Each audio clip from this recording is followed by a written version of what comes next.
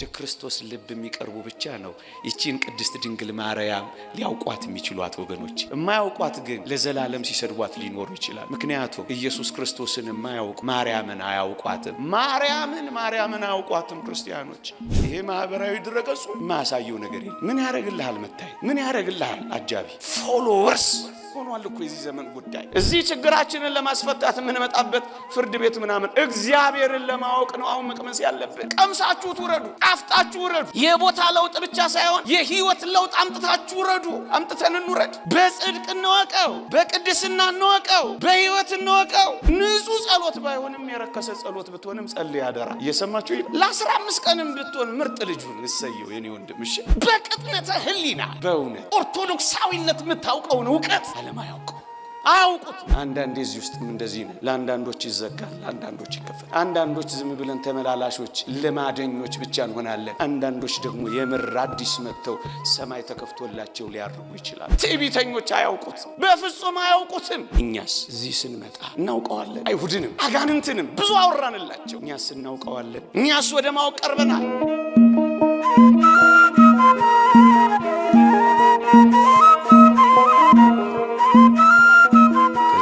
ዓለም ገዢዎች አንዱስ እንኳን ይህን ጥበብ አላወቀው።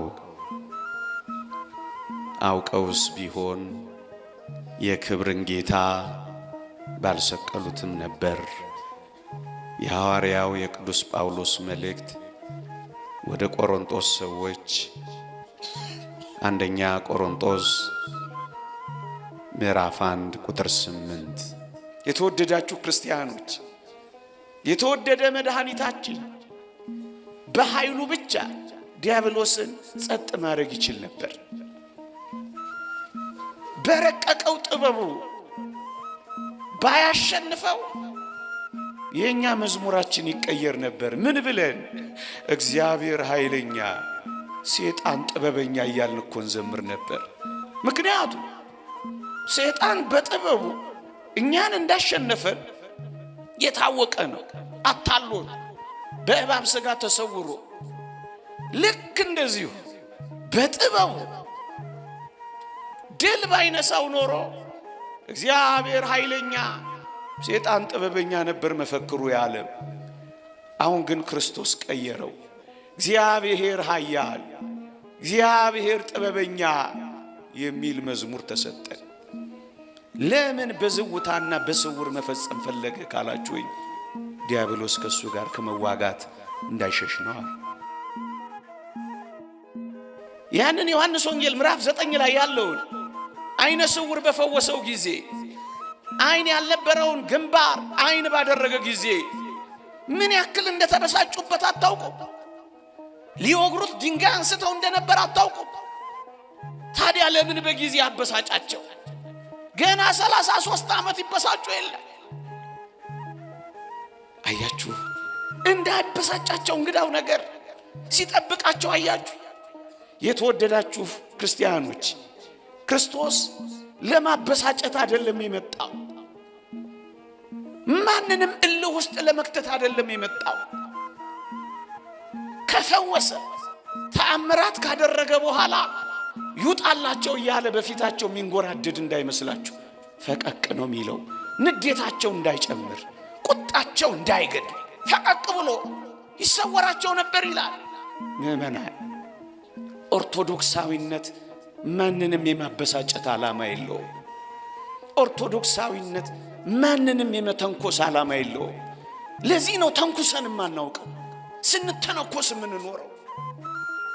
ይህ የጌታችን ሥራ ነው ወገኖቼ። ማንንም እልህ ውስጥ አንከትም፣ ማንንም ቁጣቸውን አናናድድም። በዝምታ ክርስቶስ እንደኖረ ኦርቶዶክሳዊነት በጭምትነትና በዝምታ ነው 2000 ዓመት የዘለቀችው ወገኖቼ። እናንተ እንደዚህ ታረጋላችሁ?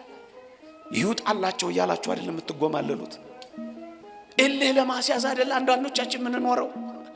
በፉክክር አይደል እናልቅ ያለ ነው? ላቃጥለው ተባብለን አይደል እንዴ ምናቀደው? ለምን ያበሳጫቸዋል? ገና ብዙ ዘመን ይበሳጩ የለ። እግዚአብሔር ሲፈልጋችሁ አሁን ይሰማችኋል። በእነዚህ ሱባኤ ቃላት እኮ እግዚአብሔር በልባችን እየመጣ ኮቴውንና ዳናውን እያሰማን እየፈለገን እንደሆነ ትረዳላችሁ። እንዳበሳጭ ለምን ያበሳጫቸው? ለምን ያናዳል? ያለ ዘር መጸነሱን በድንግልና መወለዱንማ ቢያውቁ ያብዱ ነበረ ገና ከመጀመሪያው ማለት ነው። የተወደዳችሁ ክርስቲያኖች ጌታችን ላስደንቅ ቢል ሰው ሆኖ ይመጣል ብላችሁ ታስባላችሁ? የተዋረደን ነገር ለምን ይነሳል? ለማስደነቅ።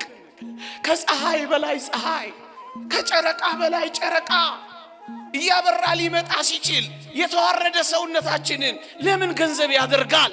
ለማስደነቅ ቢመጣ ወገኖቼ፣ ክርስትና ማስደነቅ አይደለም። እጅን በአፍን በእጅ ማስጫን አይደለም፣ ማዳን ነው ዓላማው። ጉባኤያት ሁሉ የሚሰሩት ለማስደነቅ እንዳይመስላችሁ። ለዚህ እኮ ነው ጌታችን ታምራት ከሰራ በኋላ አትናገሩ እኮ የሚለው እኮ ለዚህ ነው። ዝም በሉ። ምክንያቱም ማስደነቅ አይደለም ዓላማው፣ ማዳን ነው። አቤት ክርስትና! የተወደዳችሁ ክርስቲያኖች እንዲህ አይነት የዝምታ ሕይወት አላችሁ። ታላላቅ ስራዎችን ሰርታችሁ ዝም ትላላችሁ። አሁንማ ልታይ ሆኗል። ይሄ ማህበራዊ ድረገጹ ማሳየው ነገር የለም። ምን ያረግልሃል መታየት? ምን ያረግልሃል አጃቢ? ፎሎወርስ ሆኗል እኮ የዚህ ዘመን ጉዳይ። የተወደደ መድኃኒታችን አጃቢ እንኳን የለው። ምን ያረግልሃል አጃቢ? ምን ያረግልሃል ቦዲጋርድ? ምን ያረግልሃል ዝና? ምን ያረግልሃል ክብር? አንድም ሰው 12 ሐዋርያት እኮ አሉ፣ አንዱ እንኳን አላጀበውም። ክርስትና እንዲህ አይነት አጅቡኝ ባይነት አይደለም፣ ክበቡኝ ባይነት አይደለም፣ ማስደነቅ አይደለም፣ ማስገረም አይደለም፣ ማዳን ነው ወገኖች። እያንዳንዱ የጌታችን ተአምራት የማዳን ነው። ለዚህ ነው ሙት እያስነሳ አትናገሩ የሚለው። ይህች እኮ አስደናቂ እናት እኮ ናት። አቤት ደረጃዋን ጠብ ጠብ እያለች ወደ ኋላ ዞራ ኢያቄምንና ሐናን እንኳን አላየችም ይላሉ እኮ። ምን አይነት ባህታዊት መናን ናት እቺ ቅድስት ድንግል! ዓለምን እኮ ገና በልጅነቷ ነው ትውት ያለችው። እኛ ይኸው ገና ከረመን እንኳን ተጣብቀንባታል እኮ። ገብተናል ብለን እኮ ውጭ ነን ያለነው፣ እንኖርበታለን ብለን እኮ ትተነዋል። ዞር ብላ እንኳን አላየችም። በልጅነቷ ወላጆቿን ስታጣ እኮ አላጉረመረመችም። ያን ሁሉ መተው፣ ያን ሁሉ ደሞ ተታመጣ እኮ ውስጥ ደሞ አጉረምራሚዎች እኮ ነው የጠበቋት። እሱንም እኮ ነው የታገሰችው።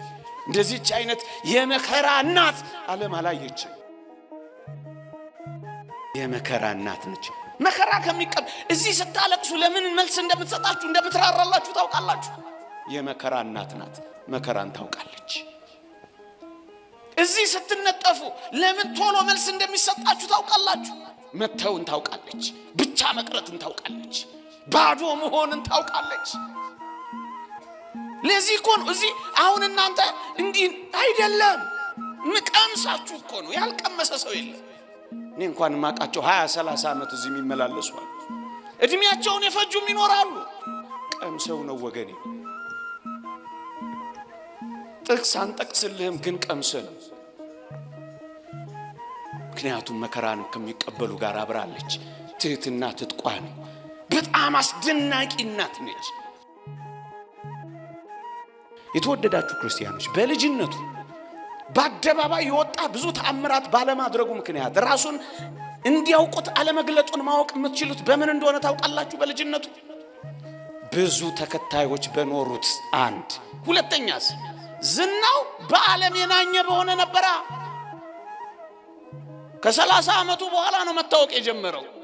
በልጅነቱ በአደባባይ ተልእኮችና ተአምራት ጌታችን የተገለጠና የታወቀ ቢሆን ገና ከልጅነቱ ጀምሮ ስንት ከባቢ ባበጀ ነበር። እርግጥ ቅድም ነግሬያችኋለሁ፣ የሚከቡት ኖሮት እንዲከቡት አይፈቅድም ነበር። እኛንን በዚህ ዘመን ከባቢ ያበዛን ካልከበቡን ምናኮርፍ አቦ ካላሉን ምን ታመም እኮኛ ነን። ሪኮግኒሽን እውቅና ካልሰጡን ከዘጉን እንኳን ምን ታመምኛ ነን እኮ። ካላጨበጨቡልን ማንሰጥ የምንሰጠው እንኳን ተቆጥሮ ካልተነገረ ምን አቆርፍ እኛ እኮ ነው። ሪኮግኒሽን እውቅና ምንፈልግ። ወደ አባ ፔሟ የመጣች አንዲት ሴት ብዙ ሀብቶቿን ሰጠችው። አባ ፔሟ ደግሞ ምን አረገ ይላል? የሰጠችውን በሙሉ ጥርቅም አደረገ፣ ያዘና ወደ ሙዳየ ምጽዋት ውስጥ ጭምር አረገው። አኮረፈች። ምን አለችው? አባቴ አቤት፣ አልቆጠርከውም እኮ አለችው። እግዚአብሔር ከቆጠረው አይበቃሽም አላታ። ምን ያረግልሃል እኛ ብናጨበጭብልህ? ምን ያረግልሃል እኛ ስምን ብንጠራው? ምን ያረግልሃል ብናሞግስ? እግዚአብሔር ጋር ያለው ሙገሳ ከሚቀርብ የኛ ቢቀርብ አይሻልም? ለዚህ ምታፈጽ ለዚህ እኮ ነው በስውር አድርጉት የሚል። ግን አደራችሁን በስውር ስላልከን ብላችሁ እንዳትተውት። በስውር እስከማደርግ ድረስ አልሰጥም ብላችሁ ያዛችሁትን ይዛችሁ እንዳትሄዱ። ወደ ዮሐንስ አፈወርቅ የቀረበ አንድ ሰው መመጽወት ወዳለሁ፣ እሺ ግን ደግሞ ውዳሴ ከንቱ ፈልጋለሁ እንደዚህ ቢላችሁ ምን ትሉታላችሁ? ስለዚህ ጥፋ ነው የምትሉት። ሊቆም እንዳለው ታውቃላችሁ። አንተም መጽወት ውዳሴ ከንቱን ሙሰዳለው ከሚቀር ይሰንጠር ይለዋል። ይህ ነው እውነት። አስብ እና ድሆች አይበሉም፣ እሱ የፈለገውን ይብላ፣ ድሆችም ይብሉ። እውነት አስብ። ንጹህ ጸሎት ባይሆንም የረከሰ ጸሎት ብትሆንም ጸልይ አደራ። እየሰማችሁ ይላል። ለ15 ቀንም ብትሆን ምርጥ ልጁን እሰየው የኔ ወንድም። እሺ ደግሞ እንዲህ ተናገረኝ ብላ አኩርፈ እንዳትሄድ እኮ ብዬ ላባብለ ብዬ 15 ቀን የት ይገኛል? አይገኝም እኮ ለ15 ቀን ጫው። አረ ተመስገን። ወደዳችሁት እንዴ? ሳቃችሁ። እዚህ ጋር የ15 ቀን እቅድ ይዞ የመጣ ሰው አለ መሰለኝ። በደንብ ነው የሳቀችው። ባለፈውም ብያችኋል። የዛሬ ዓመት ይሁን 2 ዓመት ፖዝ እናረጋውና የምንቀጥለው ነገር ብቻ 4 ኪሎ ላይ እንዳይኖር እንጃ ይጠብቀን። የተወደዳችሁ ክርስቲያኖች አንድ አስደናቂ ሊቅ የተናገረው ልጨምርላችሁ በሞቴ። ቅዱስ እስጢፋኖስ እና ቅዱስ ጳውሎስ የአንድ ትምህርት ቤት ተማሪዎች ናቸው፣ ወዳጆች ናቸው። ሳውል የተባለው ጳውሎስ ወጋሪ አስወጋሪ፣ ቅዱስ እስጢፋኖስ ደግሞ ተወጋሪ ሆነው ቀረቡላችሁ። አንዳንዴ እንደዚህ ይሆናል በቤተ ክርስቲያን አለ። ይሄ ይቀጥላል። ወጋሪዎች፣ አስወጋሪዎች፣ ተወጋሪዎችም ወንድማማቾች ሊሆኑ ይችላሉ። እና አንድ ሊቅ ምን አለ መሰላችሁ? ሳውል የተባለ ጳውሎስ ይላል የወጋሪዎችን ልብስ ያዘ ይልና ቅዱስ እስጢፋኖስ ግን የሚያደርጉትን አያውቅም በማለቱ ምክንያት የጳውሎስን ነፍስ ያዛት ይላል። ያኛው ልብስ ይሄኛው ምን ነፍስ። አቤት የኔና የናንተ ጸሎት የማንን ያስቀርልን ይሆን? አሁን ደም ያስቀርልን ይሆን? እንግዲህ ያለዚህ ነው የመጣ ነው። እዚህ ምን ያስቀርልን ይሆን? የዚህ ሁሉ ሰው ጸሎት፣ የዚህ ሁሉ ሰው ሰዓታት፣ የዚህ ሁሉ ሰው መሬት መውደቅ፣ የዚህ ሁሉ ሰው ጩኸት የዚህችን ሀገር ደም ያስቆምላት ይሆን? ስቃይ ያበቃላት ይሆን? ለምን መጣን? ክርስቲያኖች መከራ እንዲያበቃ ትፈልጋላችሁ አይደል? በቃ በደንብ የአይሁድ መከራ እኮ የቆመው እኮ በአስቴር ጾምና ጸሎት ነው፣ በአንድ ሰው። አቤት ይሄ ሁሉ ሰው ምን ነክቶን ነው? ያኛው ልብስ ይሄኛው ምን ነፍስ። አንዳንዴ እዚህ ውስጥም እንደዚህ ነው። ለአንዳንዶች ይዘጋል፣ ለአንዳንዶች ይከፈታል። አንዳንዶች ዝም ብለን ተመላላሾች ልማደኞች ብቻ እንሆናለን። አንዳንዶች ደግሞ የምር አዲስ መጥተው ሰማይ ተከፍቶላቸው ሊያርጉ ይችላሉ። ክርስቲያኖች ትዕቢተኞች አያውቁት፣ በፍጹም አያውቁትም። አሁን ወደ እኔና ወደ እናንተ አምጥቼ ጥቂት ነገር ተናግሬ ላብቃ። እኛስ እዚህ ስንመጣ እናውቀዋለን። አይሁድንም አጋንንትንም ብዙ አወራንላቸው። እኛስ እናውቀዋለን። እኛስ ወደ ማወቅ ቀርበናል። ወደ ቤተ ክርስቲያን የሚመጣ ሁሉ እግዚአብሔርን ያውቃል። በሃይማኖት እናውቀዋለን። እሰየው። ልክ ሐዋርያት እንዳወቁት በደብረ ታቦር ነቢያት አይተው የማያውቁትን ሰውነቱን አዩት። ሐዋርያት አይተው የማያውቁትን አምላክነቱን አዩት። በቤተ ክርስቲያን ይሄ ይታወቃል። ፍጹም ተዋህዶ ይታወቃል። እናውቀዋለን በሃይማኖት ተረድተነዋል በሃይማኖት። ግን በመከራችን ውስጥ ግን እግዚአብሔርን ማወቅ አልቻለም። እንደ ፊያታዊ ዘየማን አርዮስ በቤተ መቅደሱ ሲክደው በቀኝ የተሰቀለ ወንበዴ ግን መከራው ውስጥ አወቀው። በመከራችሁ ውስጥ እግዚአብሔርን ማወቅ የጣፈጠ ዕውቀት ነው ወገኖቼ። በመከራ ውስጥ እግዚአብሔርን መካድ አይደለም። በፈተናዎች ውስጥ ጭልም ባለው ውስጥ እግዚአብሔርን ወደ ማወቅ መብጣትን የመሰለ እንዴት ብርቱ ዕውቀት ና ወረድ የሚለው አለ። ግን እዛ መስቀል ላይ ሳበኝ አውጣኝ የሚለው ደግሞ የመስቀል ሕማመኛ አለ። በመታመም ውስጥ እግዚአብሔርን ማወቅ፣ በመቸገር ውስጥ እግዚአብሔርን ማወቅ፣ በመታመም ውስጥ እግዚአብሔርን ማወቅ ምን አይነት ዕውቀት መሰለ። እንደዚህ ዕውቀት እንድናውቅ ነው አሁን የሚፈልገው። እግዚአብሔርን ለማወቅ ነው አሁን መቅመስ ያለብን። ቀምሳችሁ ትውረዱ፣ ጣፍጣችሁ ውረዱ። የቦታ ለውጥ ብቻ ሳይሆን የህይወት ለውጥ አምጥታችሁ ውረዱ። አምጥተን እንውረድ። በጽድቅ እንወቀው፣ በቅድስና እንወቀው፣ በህይወት እንወቀው። እየቀደሱ አለመቀደስ፣ እየሰበኩ አለመሰበክ ይሄ እኮ አለማወቅ ነው። አጠገቡ እያሉ መራቅ፣ ከህይወት ጋር እያሉ መሞት፣ ተገልጦልን አለመረዳት፣ አብሮን እያለ አለማግኘት፣ ቤት ውስጥ ሆኖ መጥፋት፣ እየመሰከሩለት አለማወቅ፣ መድኃኒት ይዞ መታመም ምንኛ ያሳፍራል። አሁን በጽድቅ በቅድስና በንጽህና በእውነት ወደ ማወቅ እንምጣ። እኛም አላወቁትም እንዳይባል ይህን ያህል ከደከምን ጥልቅ ወደ ሆነው እግዚአብሔርን ወደ ማወቅ እንምጣ። አንተን ማወቅ ይህች የዘላለም ሕይወት ናት።